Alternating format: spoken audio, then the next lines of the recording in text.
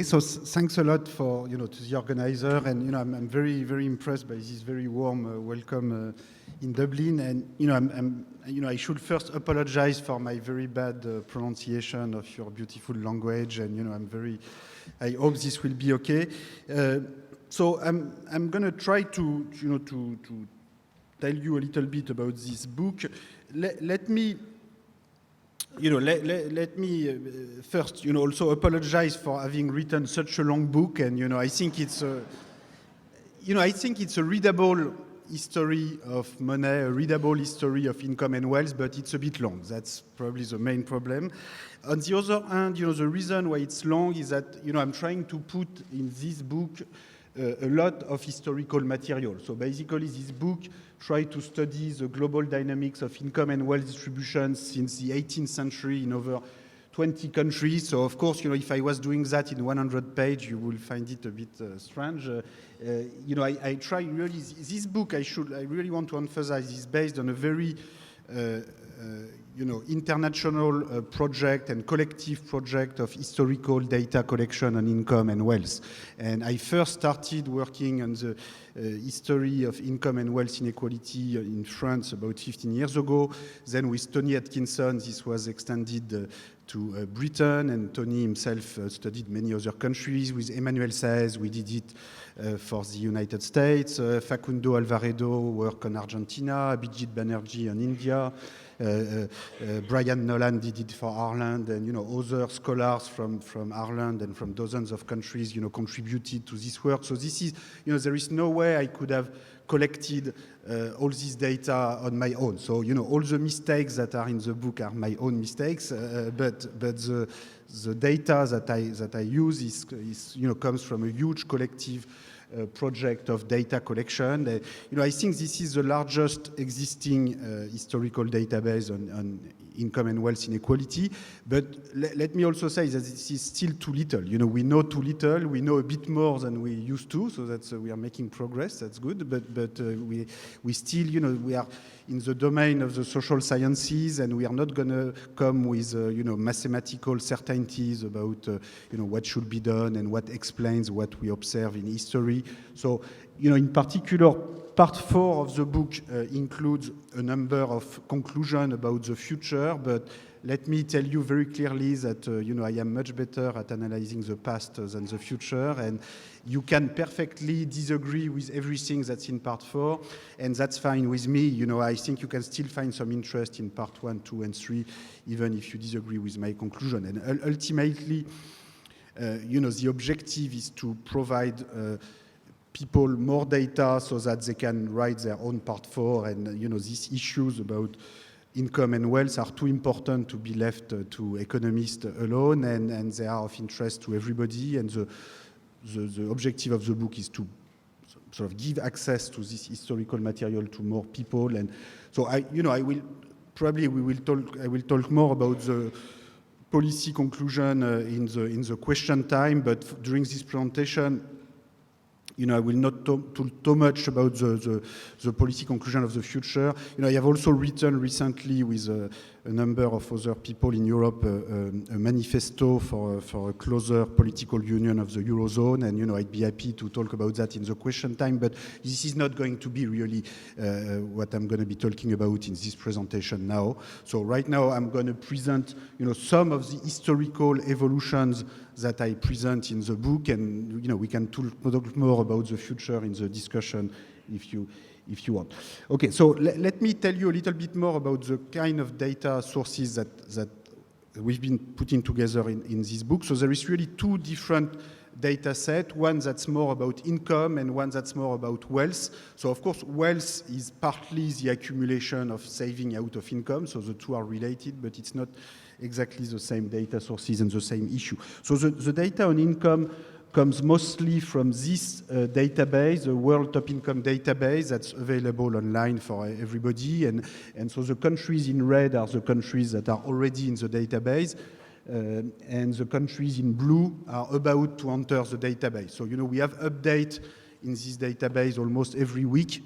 and we will continue to update the data as new data and better data for more countries come. So what being in the database means is that we use all the historical income, and now we are also putting the wealth data, but initially it was the historical income data, going back usually to the creation of the income tax in every country.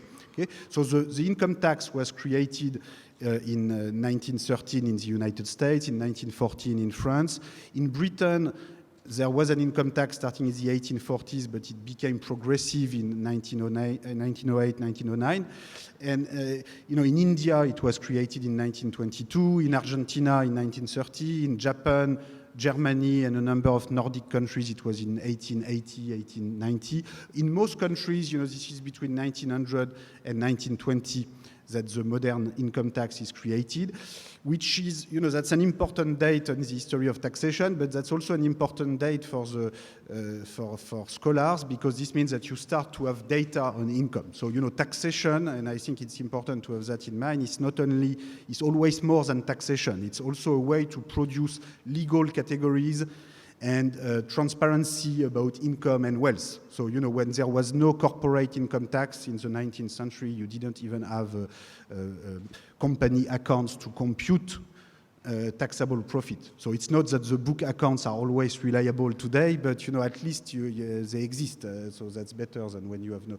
So starting in 1913 in the US, 1914 in France, etc., you have historical income tax data, and you can study the evolution of the share of income going to the different groups in society. So the first economist to do that was Kuznets in the 1950s, who was the first economist to compute national accounts for the United States, to compute GDP series for the US. And then the next step that he did was to use the federal income tax data in the US from 1913 to 1948 to compute the share of national income going to the top 10% of the distribution. And all what we've been doing with Atkinson, says many other people, is really to extend what Kuznets had done, but to over 20 countries instead of one, and to an entire century instead of 35 years. So let me show you an example of what we get. So this is the evolution of the share of total US primary income, pre-tax income, going to the top 10%. So this is the big decline in inequalities that Kuznets found. And, Kuznets was right. We redid the same computation using the same data, and he didn't have Excel or so, but he did the computation right. And so, indeed, Kuznets in the 1950s came with a relatively good news, which was a reduction of inequality. As you can see, the share going to the top 10% went to, 45, 50% in the 1920s to 30-35% starting in the 1950s. But what we add to that with Emmanuel Saez is the recent period show a complete reversal of the trend, and the share going to the top 10% has increased from 30-35% in the 1970s to almost 50% today. In fact, the latest data point for 2012 is even a little bit above 50%. Okay, so it seems to be continuing to go up, but when the book was written, I had data only until 2010, but now data for 2012 shows that it's a bit over 50%. So of course, it gives a very different picture from what Kuznets had in the 50s, because Kuznets, in the 50s and 60s, 70s, had this very optimistic view that you have a decline and then a stabilization of inequality in advanced stages of development, and this had a profound impact on economic thinking at that time. And and indeed, in the 50s, 60s, 70s, you have a very stable share going to the top 10%, which means that everybody was benefiting from growth at the same speed. Okay, so if you have a total GDP growth rate, well, the top 10% has the same share, so they have the same growth rate as the average. The bottom groups have the same share, so it's really a very smooth process. Whereas in the recent period, it's important to have in mind that, this has been a very large rise. Most of it actually is due to the top 1%. So, some of it goes to the people, the 9% below the top one, but most of the increase in the top 10 is percent share is due to the top one. And the numbers are really very large. So, some people say, well, okay, it's only a few top managers who are making a lot of money, but, this has become a macroeconomic issue. In the United States, when you have 15% of total income going from the bottom 90 to the top 10, it's a huge transfer of income and huge change. So you have to, at some point, you have to take the number seriously and you have to ask yourself, okay, how far is this going to go? And, so some people seem to believe that wherever it goes will be fine, but, I think this is not serious. If this goes to 60%, 70%, is it going to stabilize right there? The numbers are so big that, it's important to pay attention to them, whatever your political persuasion. And as a matter of fact, what we show in a number of research papers with Emmanuel Saez, Stéphanie Stancheva, is that, it's not clear that this huge rise in top managerial compensation in the United States, can be justified by productivity or performance consideration. We've been putting a big database with all publicly traded companies in North America, Europe, Japan, and trying to see whether, when you pay your manager 5 million rather than 1, or 10 rather than 5, or 50 rather than 10, do you get more performance, more job creation? And you don't see it in the data. So if the performance of large corporation and the performance of the US economy as a whole had been excellent, with a huge growth rate, maybe rising inequality will be okay. But if you take the per capita GDP growth rate between 1980 and 2010, it's about 1.5% per year over this 30-year long period. So, and this rise means that about 3/4 of total growth went to the top 10. So, if you have a 1.5 growth rate and 3/4 of it goes to the top 10, that's not a very good deal for the rest of the population. And I think many people now in the US believe that this has contributed not only to the stagnation of median incomes, and to the rise of household debt, but this contributed to probably to make the financial system more fragile. And so, this is not funny anymore. So in Europe, the rise in top income shares has been much less dramatic. So if you were to put continental Europe and Japan and Ireland and Britain, you would have a rise in top income shares, but it would be much less dramatic than in the US. Now, it's not a coincidence if, Occupy Wall Street happened in Wall Street in New York rather than in Brussels or Tokyo. The rise of top income shares has been much more dramatic in the United States. That's not necessarily a reason to wait before it becomes as large as in the US to start worrying about it. Anyway, the rise of top managerial compensation is an important issue that I deal about in the book, but this is not the central issue of the book. And by and large, what I'm going to talk to you in the rest of the talk and most of the book, is really trying to shift the attention from the rise in top managerial compensation and top labor income to the dynamics of wealth accumulation and wealth distribution. So, of course, the two are related. If you have a huge rise in top managerial compensation, at some point this will contribute to create large accumulation of wealth. But there are really different forces going on. So in particular, I'm going to show you now another U-shaped evolution, but which in fact is completely different. It could go together, but it actually comes from different economic processes. And this is the evolution. So on this graph, it looks a little bit like the previous one, but it has in fact nothing to do, basically. It's a very different process. So this is the evolution of what I call here the capital income ratio, which is the total value of, so here this is the total value of private wealth, and I will come to public wealth in a minute. But as you know, governments are poor these days, so public wealth is not very big. So private wealth, this is what households own. Okay, so this is real estate assets, financial assets minus financial liability. So this is the net wealth of the household sector divided by national income. National income is like GDP minus capital depreciation and also minus income going abroad, which is something you know about in Ireland. So as you can see, this ratio of capital to income, so this is for 3 European countries, but for the other European countries for which we have data, we have similar evolutions. You can see that there was a lot of wealth relative to income until World War I, a huge decline following World War I, World War II, and then you have a process, a very long process of increase in the ratio of capital to income. Now, let me say right away that there is nothing bad in this rise of capital to income ratio. It's good to have capital. It's good to have a lot of buildings, to have a lot of assets. This can create problem of inequality in property, but the fact that we have a lot of wealth, a lot of capital relative to income, there's really nothing bad about that. And we live at a time in Europe where we talk a lot about debt, private debt, public debt, and it's actually good news that there's been a rise in assets that has been even bigger than all the rise in debt. So this raises problem of organization, of taxation, of institutions, but it's better. It will be much worse if we only had debt. So it's the fact that we have a high capital to income ratio per se does not tell you anything about inequality. If everybody had an equal share in capital, because each worker owns part of his company, everybody owns a piece of the real estate capital, that will be perfectly fine. Okay, so here there is nothing. So that's why it has really nothing to do with this graph. This graph is the share of total income going to the top 10%. This other graph could happen in a perfectly egalitarian society.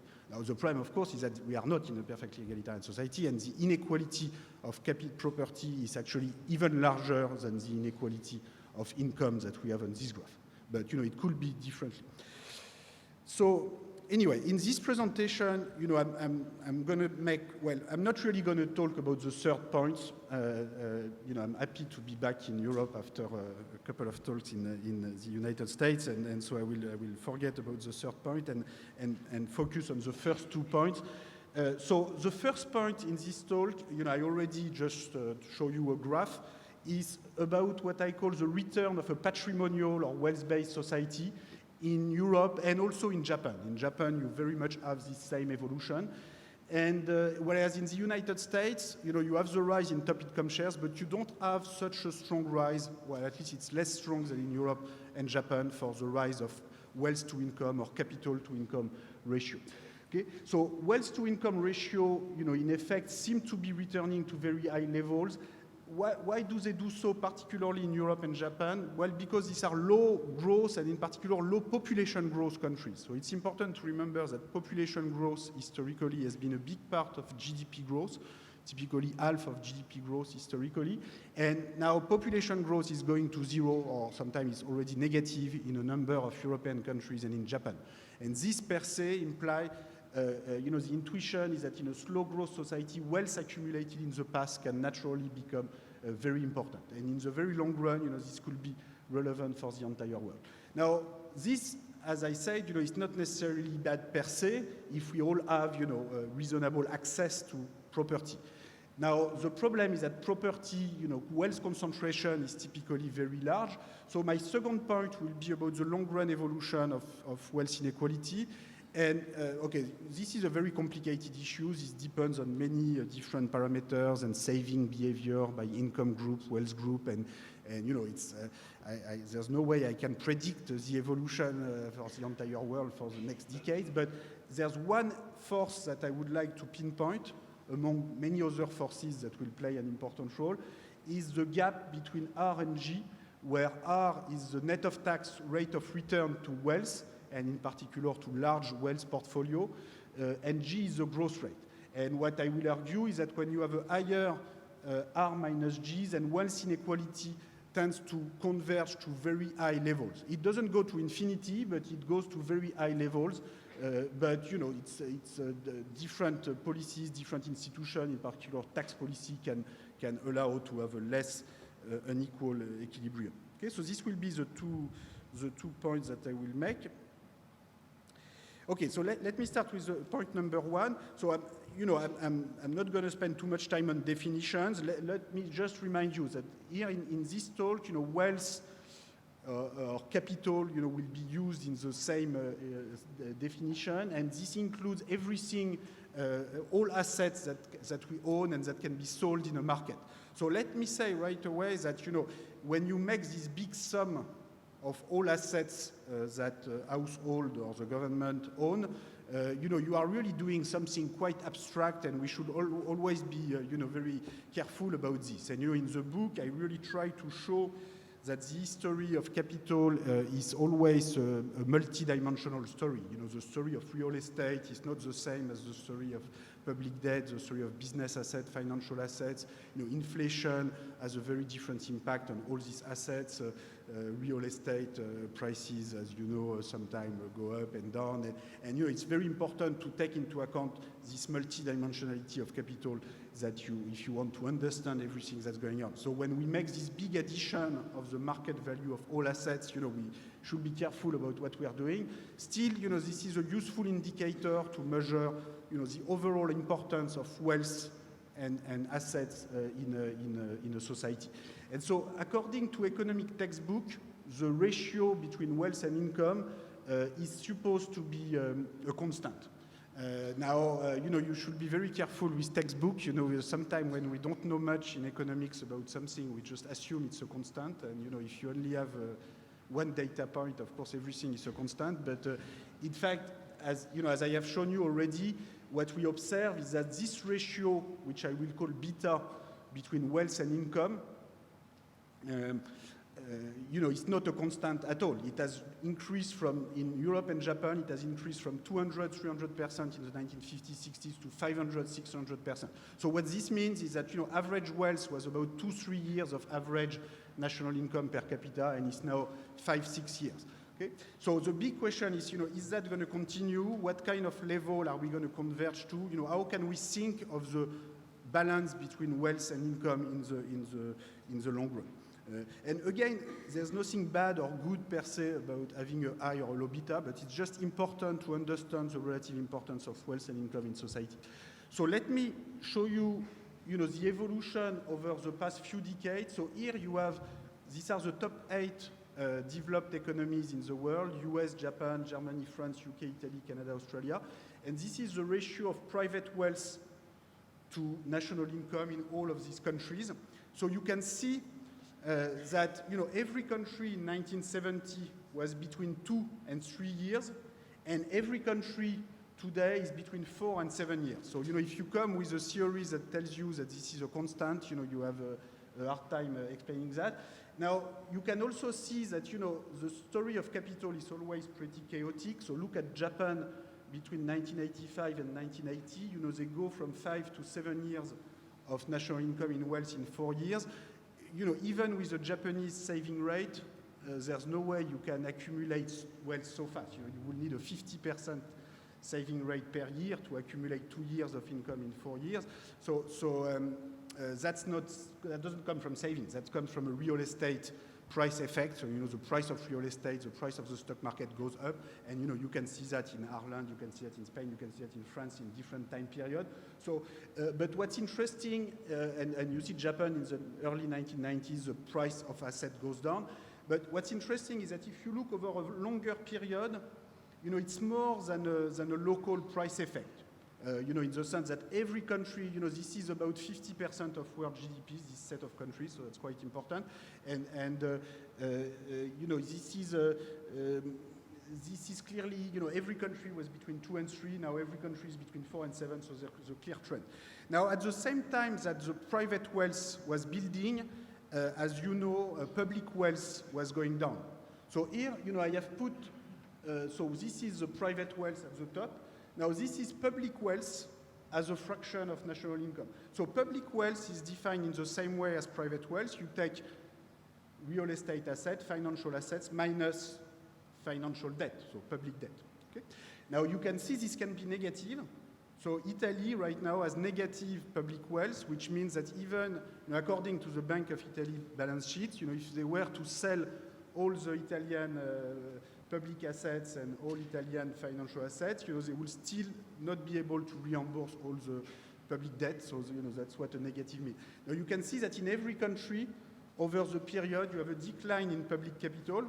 But the important thing is that, the increase, so you have a decline of public capital because you have a rise in public debt, and you have a decline in public assets through privatization, typically. And sometimes, some of this privatization of public assets were done at very cheap prices. So in a way, this was like transferring public wealth to private wealth. And this happens in other countries as well, like Russia in a much more extreme manner.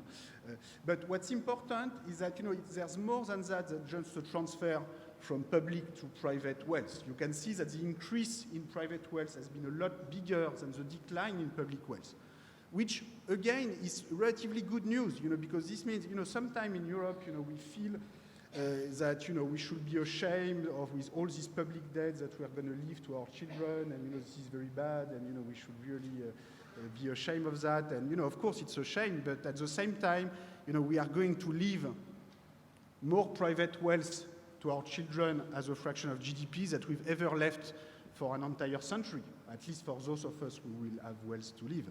Okay? And the increase in private wealth as a fraction of GDP has been much bigger than the decline of public wealth. So our national wealth, which is by definition the sum of the two, has actually increased as a fraction of GDP. So in other words, European countries and Japan, are rich. It is our governments which are poor, which is a problem. This requires us to fix the problem.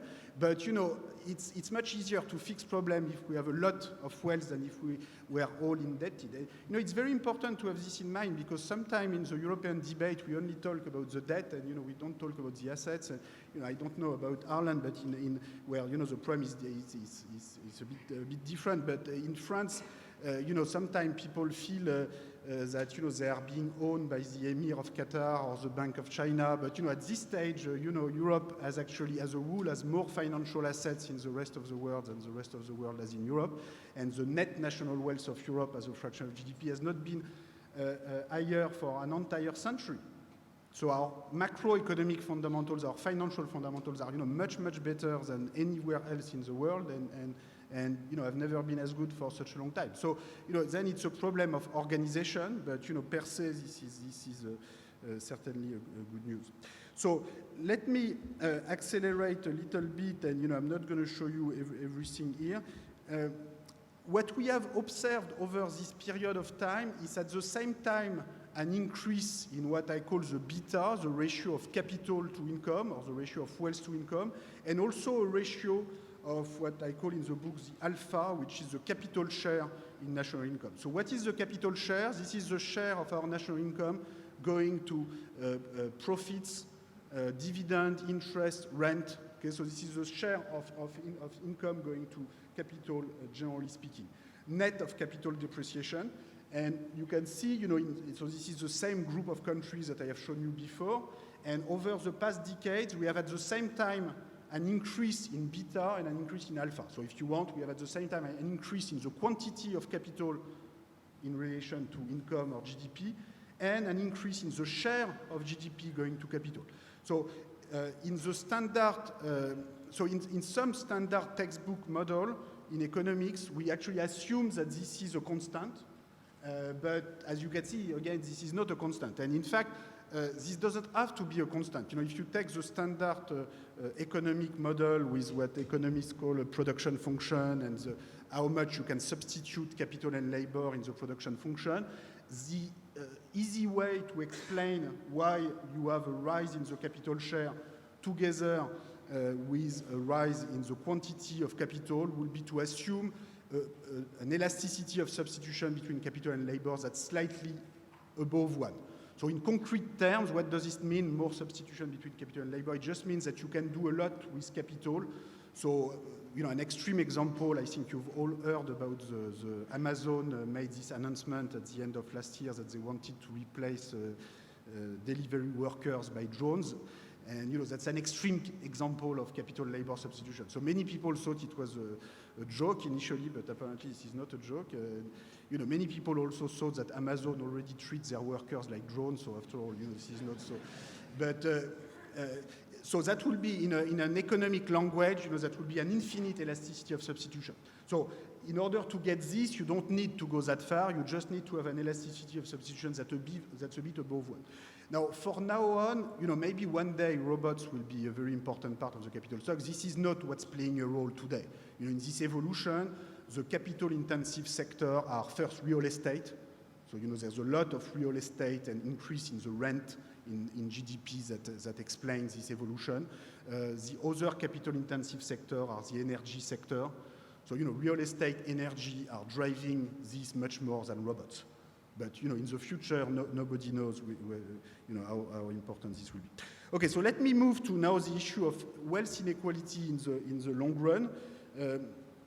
So again, the fact that we have a lot of wealth is not bad per se. The problem is who owns the robots. If we have an economy in the long run where robots are very important, there's a lot of capital assets that play a big role. This is fine if everybody has an equal share in the stock of robots and we can all go on vacation when the robots are working. But, the problem, of course, is if the robots are all owned by a small fraction of the population, or the real estate are all owned by a little fraction of the population. So this is the issue of wealth concentration. And here, what's important to have in mind is that in all European countries, wealth inequality was extremely high until World War I. This is what I call here the classic patrimonial society, which you see, in the novels of Jane Austen or Balzac, or, any novelist in the 19th century or 18th century will tell you the story of extremely concentrated wealth. Now, today, wealth concentration is still very high. It's still a lot larger than income concentration. So, we've seen income concentration for the United States at the beginning. The share going to the top 10 has gone from 1/3 to 1/2. Whereas for wealth, it's always more than 1/2 for the top 10. So even today, that would be typically 60% in most European countries, over 70% in the United States. So this is a lot more, wealth is a lot more concentrated than income. Basically, the bottom half of the population has no wealth, sometimes has negative wealth if they have higher mortgage than the value of their property, or more debt, more consumer debt. And even the next 40% in the population, which I call the middle class, the patrimonial middle class in the book, has typically 20-30% of aggregate wealth today. So wealth is very concentrated, but at the same time, it is less concentrated than a century ago. So the rise of a patrimonial middle class is a very important change. Now the question is, will it last? Will the share going to the middle class increase in the future? Will it reduce? And that's one of the key questions I'm trying to address in the book. And it's very complicated to come with an answer because there are very different effects going on. What we get, if you look at this example in France, where we have some of the oldest data series, because in particular, starting with the French Revolution, we have a sort of very systematic system of wealth registration at death, so you can go into the archives and measure wealth inequality pretty well. What you can see is that you have very high inequality of wealth until World War I. You have a decline starting in World War I until the 60s, 70s. Then you have a stabilization of a small rise. For the recent period, it could be that the rise is a bit larger than that. In the United States, it is significantly larger. For Europe, nobody really knows because the data that we have for wealth is not so good. So it could be that the rise has been larger. In any case, what's quite striking, if you look at this and try to explain the long-run evolution, is, one key finding is that there was no decline in wealth concentration until World War I. That's quite striking because in France, in 1913, there was a lot of denial that wealth inequality was large. So in particular, there was always this big comparison that people like to make in France with Britain.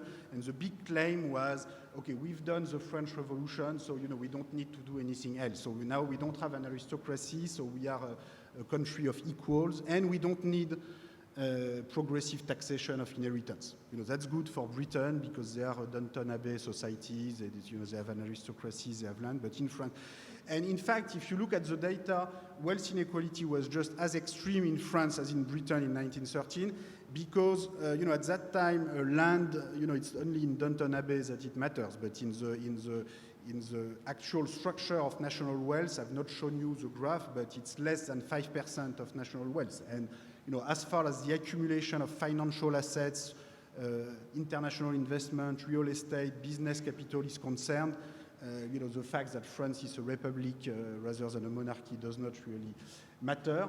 And I think what matters more, if you want to explain why the concentration of wealth prior to 1913 is not very different than in the 18th century before the revolution, and probably even a bit higher, the best explanation is probably the following. In any model of wealth accumulation, the differential between the rate of return to capital and the growth rate is going to have a very large impact on the magnitude of wealth inequalities in the long run, because this will get initial wealth inequalities to be magnified. So take the example, if the rate of return to capital is 5% and the growth rate is 1%, basically you only need to reinvest 1/5 of what you get from the return to capital to keep up with the size of the economy. Okay? So sometimes, some people will not do that. Some people will consume more. Some people will dilapidate the wealth. Some families will have too many children. Some will have too few. All sorts of things happened in the life of a family, so that there will always be some people going down, some people going up. So inequality is not going to rise forever because R is 5% and G equal 1%. But for a given structure of shocks to family histories, rate of return, families go bankrupt, families make huge profit. For a given structure of such shocks, a higher gap between R and G will tend to lead to a higher inequality of wealth. So, what's important, some people sometimes, are surprised by this idea that the rate of return to capital can be bigger than the growth rate forever. So it's important to have in mind that, in fact, during most of the history of mankind, this was really obvious to everybody that R was bigger than G. If you take, the best estimates we have about the growth rate of world GDP and rate of return for average assets, during most of the history of mankind, the growth rate was very close to 0%. So, if you read, again, if you go back to Jane Austen or Balzac, for them it was obvious that R was bigger than G, because, the growth rate was basically zero. There was you have almost the same population and the same structure of output from one generation to the next. The growth rate until the Industrial Revolution was less than 0.5% per year, and certainly less than 0.1% per year. Whereas the rate of return to capital was typically between 4 and 5%. So, for instance, in any of these novels, if you want to have an annual income of £1,000, you need a capital of £20,000 typically. And it is so obvious and so well known to everybody that you don't even have to explain it in a novel. And in the same paragraph, you will go from the capital value to the annual income, because every reader will understand how you go from a capital value to an annual income. This is so important for the life of people, for what kind of living standards you're going to access, who you're going to marry with, what you're going to do with your life. This is not just economics. This is really serious matter. So R bigger than G, in a way, was the very foundation of society. This is what allowed a group of owners to live off their capital and to do something else in life than to care about their own survival. And they could go to the ballroom, do scientific activities, politics, whatever they want, but this was really the foundation of society. Now, the Industrial Revolution and modern industrial growth has changed this basic relationship much less than what we typically believe, in the sense that the growth rate has increased. But in the long run, even with a lot of innovation, a lot of productivity growth, probably productivity growth rates are not really higher than 1 to 1.5, maybe 1 to 2% per year. And the only reason why you have 3 to 4% per year growth rate in the 20th century, or at least in the second half of the 20th century, is first because of post-war reconstruction. So particularly in Europe or in Japan, we have huge growth rate in the 50s, 60s, 70s, but that was because of the reconstruction after the war. And the other big explanation, and more positive, less tragic explanation, is the demographic transition. Okay? So about half of the growth rate of 4% that you have between 1950 and 2012 actually comes from population growth. And we will see in a minute that population growth is still important, but according to United Nations projections, population growth is supposed to go to 0. So that world output growth at the end of the day will be only productivity growth if you don't have any population growth. And this, here I put 1.5% in the long run. Some people believe that it will be even less than that. It's important to remember that 1.5% per year is already quite large when you do it over a long period of time. And I think it will be a mistake, to imagine that, growth rates are going to return to 4 or 5% per year. So in any case, the point is that the gap between the rate of return and the growth rate is likely to increase again in the future. And it's important to have in mind that it's only due to a very unusual set of circumstances that during the 20th century, the gap was smaller because the growth rate was particularly large. Now, the other unusual circumstance, of course, is the big shocks to capital that occurred during the 20th century. So this is a pre-tax and pre-destruction rate of return, but if you take into account the destructions that were made during World War I, World War II, and the taxation of capital that was put in place after the war, then this is what you get for the after-tax and after-destruction rate of return. And so you can see that these very unusual circumstances in the 20th century, for a very long time period, have made the after-tax rate of return actually less than the growth rate. Now, this is unlikely to happen again in the future, well, unless we have another set of destruction, but, this is not something you want. So, it's really due to very specific shocks, destruction and a lot of taxation to pay for the war, inflation that made the public debt disappear after World War II, and which in effect was like a huge expropriation on private wealth. Well, maybe this could happen again, but well, short of that, the gap between the rate of return and the growth rate is likely to be higher. Just to let me try to get to the conclusion and give you a more concrete example of R bigger than G. Okay, so here this is data coming from the Forbes billionaire list.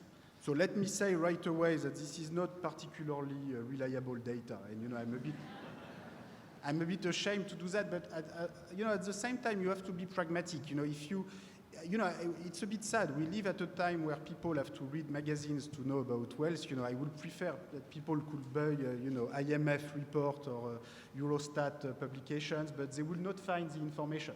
So, because official wealth survey typically rely only on self-reported wealth information and are not reliable at all regarding the top of the distribution. And so what you get in this ranking of large fortunes is certainly not perfect, but I think it's probably more reliable than what you get in self-reported wealth survey. In fact, some people right now at the European Central Bank are trying to correct the household wealth survey that is now coordinated by the European Central Bank in order to upgrade the top part of the distribution using the Pareto coefficient coming from this Forbes ranking and other ranking of fortunes. And, this is very exploratory, but, one of the problems we have, in fact, I think, is a lack of financial transparency. And, one reason why I like, global progressive wealth tax, or at least, automatic exchange of information about assets between countries, is that this is a way to produce more financial transparency and more information about wealth. Anyway, for the time being, we have to do with what we have, and what we have is this. So here, usually so I start in 1987, because this is when Forbes started publishing their global list of billionaires. So usually what people do with this billionaire list is they say, okay, there are more and more billionaires in the world, but if you have a growing world economy, this is not too surprising that you have more and more billionaires. So here what I do is slightly more sophisticated, is that I take a fixed fraction of the world population at the top, and I look at how their average wealth has been rising. Okay? Now, of course, these are not the same people throughout the period. Okay? You have some people who go down because they dilapidate their wealth or whatever happens to them, and some new billionaires that come in, coming from emerging countries or from successful Irish investors, and I don't know how many there are, but anyway, now wherever these people come from, if we were in an equilibrium of the world distribution of wealth, if inequality has converged to a constant level, the top should rise at the same speed as the average. Now, as you can see, this is not exactly what we have according to the data, because the top is rising more than 3 times faster than the average. So the growth rate of top wealth holders has been, according to the Forbes data, between 6 and 7% per year between 1987 and 2013 in real terms, so above inflation. If it's only for 1 or 2 years, you don't care too much. But, if it's over 26-year period, it's a big growth. Now, if you look at the average, so this is at the world level. So world GDP over this period has increased at 3.3% per year. But it's really important to have in mind that a lot of that is population. Okay? So in fact, world adult population has been increasing at 1.9% per year.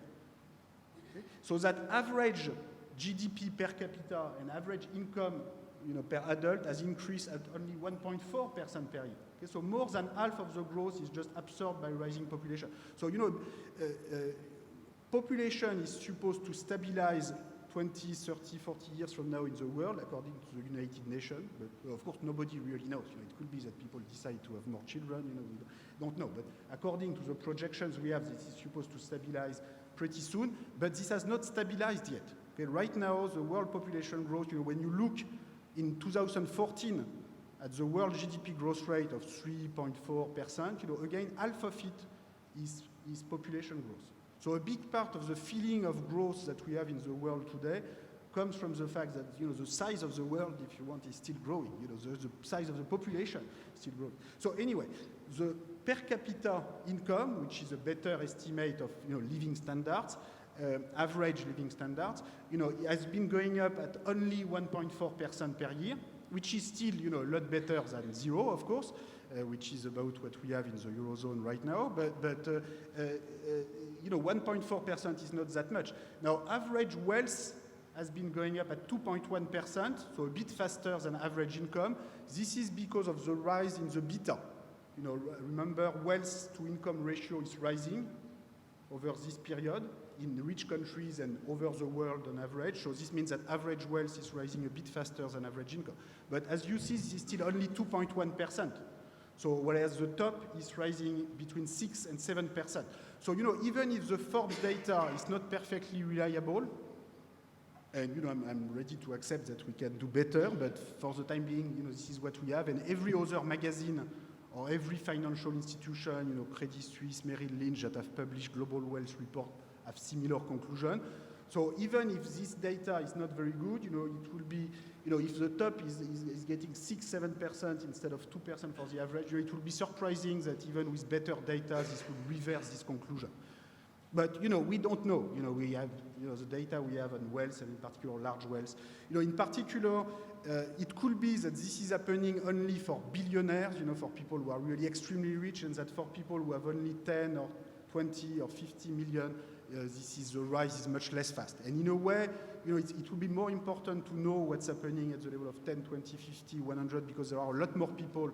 After all, billionaires, you have relatively few of them. So their share in total world wealth, has increased from 1 to 2.5 or 3%, but it will take another 30 years, even with this growth, before they own, 20 or 30% of world wealth. Well, I'm not sure this is really so reassuring, but still, what really matters is what's happening at the level of 5, 10, 50 million euro, and probably these groups are rising much less fast than the very top.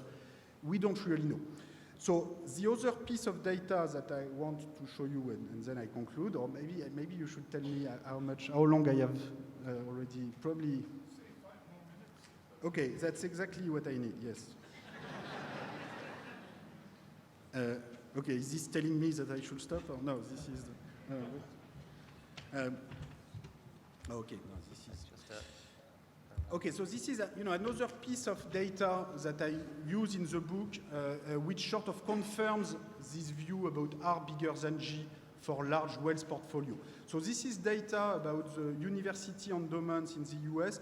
The only reason why I use this is because this is we actually have a lot of data about what kind of rate of return these large capital endowments are getting. So these universities publish a lot of data. So they have, we have very detailed information on their portfolio and on their annual return, which we don't have for the Forbes list. We don't have the detailed portfolio report for the rich individuals in the world. So I use this just because it's a good way to see how large portfolio are doing. So as you can see, they are doing pretty well, and in particular, the bigger the portfolio, the better they are doing. So, let me say maybe the period between 1980 and 2010 was particularly good for a number of assets. So maybe the rate of return, will be smaller somewhat smaller in the future. But still, here they are so high that it's important to have this in mind as a benchmark. So you have 850 universities in the US with capital endowment. So some are very rich, some are much less rich. As you can see, the rates of return. So these are real annual rate of return after deduction of inflation and after deduction of all wealth management fees. Okay, so this is really the pure rate of return. Okay? You have paid everything you need to pay to get your rate of return. And probably that's part, these scale effects in portfolio management are part of the explanation as to why the rate of return is so much higher, for big portfolios and for smaller portfolios. 6% is already quite good. Even the smaller portfolios are pretty big portfolios. If you, but for the bigger ones, like Harvard, right now the Harvard endowment is $30 billion. Actually 35, 40. This is going up very fast. They spend about 0.3% in management fees. So this is very little, but 0.3% of 30 billion is already $100 million. So this allows you to pay a good group of wealth managers. And what seems to be happening is that this allows them to access very sophisticated financial products or private equity or complex financial derivatives on commodities and natural resources, which you're not going to access with your $100,000 or 100,000 euro portfolio, because you're not going to have the advice of a group of wealth managers that you can pay 100 million. Okay, so maybe you will have the advice of your brother-in-law or someone which could be good and could be not so good. But in any case, I think that's part of the if for very large portfolio, if it costs you 0.3% of your asset and it gets you a return of 10% instead of 6%, it's a good deal. And you could pay even twice as much, So I think that's part of the explanation for the very high growth of large wealth. That's not the only explanation. You also have a lot of entrepreneurial wealth, in the top wealth in the world. But you can see that this is not an entrepreneurial wealth effect. It's not that these universities have invented new products. They have just paid wealth managers to invest their wealth, and this is the return they are getting. And the higher the initial portfolio, the higher the return. So, as long as these are universities that are doing useful things with the money, and, I'm sure Harvard is doing lots of useful things, and, they are publishing books, and so actually they're making money out of these books rather than, but anyway, as long as these are universities that are doing useful things, that's fine. Maybe this creates a problem in terms of for bottom universities in the US and inequality between universities, but that was not my point. My point is that if the same is happening at the level of the individual distribution of wealth, you can see that this is potentially quite disturbing for the long run evolution. So the most natural, okay, let me, if this is a summary of what's happening, with the top rising 3 times faster than the average, of course the ideal solution would be to have a progressive wealth tax, so as to ensure that basically the different groups in the distribution are rising at comparable speed, in the long run. Well, it depends what's your target in terms of distribution of wealth, but if you want to keep the same share as today for the top, the middle class, the bottom, etc., then the most natural way to control the dynamics of the wealth distribution would be to have this progressive wealth tax. Now, this will require first, a lot better information in order to know what's happening to these different wealth groups. And I think, this is where international cooperation, automatic transmission of information can play a very big role. So, many people say that this will never happen. I am much less pessimistic than most people, and we can talk more about it in the discussion. I think the entire history of taxation is full of surprise. If you look at the evolution, and I can't resist showing you if you look at the evolution of the top income tax rate in a number of countries, US, UK, Germany, France. 1 century ago, there was no income tax, or very low top income tax rate, and then it went up to 90% in the US and the UK, and then it went in the other direction with the same patience that we often see in the US and UK debate about taxation and inequality. These two countries have gone very far in one direction and very far in the other direction. France and Germany have been a lot more stable countries, I should say, in terms of taxation. Except, Germany, there is one time period where Germany has a 90% tax rate on very high incomes, which is 1945, 1948. By the way, these tax rates, when they were applying not above 33,000 euros like today's top rate in Ireland. They were applying above $1 million or $2 million. And this is why this did not destroy American capitalism, because this was applied only to really excessive incomes. And there's very little evidence that it's really that useful to pay a manager $5 million rather than $1 million. So, this tax rate, did not harm the US economy in any way. Some people think in Britain that this has harmed the British economy. I think the British economy was harmed by many other problems, including low investment in education, and I think that was much more important. But anyway, the only time when Germany had a 90% top tax rate is when the tax policy of Germany was set by the Americans. Okay, this was... No, but look, this was the Allied Control Council in 1945, 1948 that was setting the tax rate in Germany. That's for real. This is not a joke. And then when West Germany took back its sovereignty in 1950, they reduced their tax rate very quickly because they thought it was a crazy American idea to have a 90% top tax rate. And it was the same in Japan.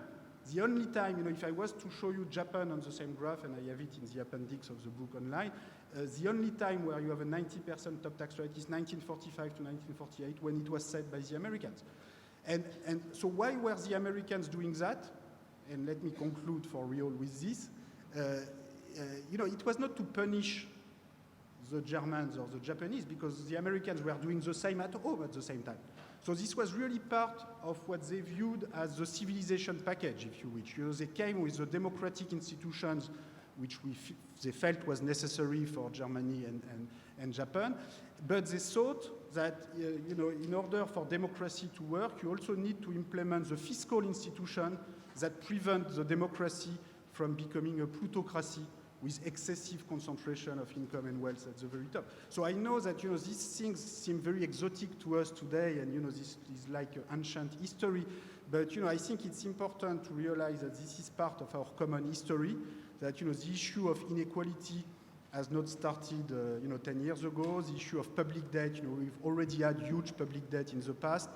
And, putting all these issues into historical perspective, I think it's important to address them in the future and try to have a bit more of, informed and quiet discussion about taxation. Although, I can see that many people are not ready for a quiet discussion on these tax rates. But, all I'm doing is to, I have not invented the tax policy of these 4 countries for a century. This is just what happened. And I think it's useful to be aware of this long historical perspective from which we come from. And this is where I will stop.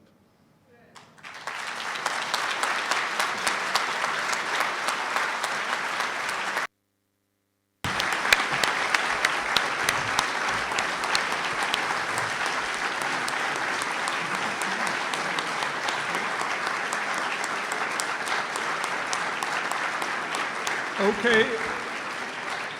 Thank you very much, Thomas. You have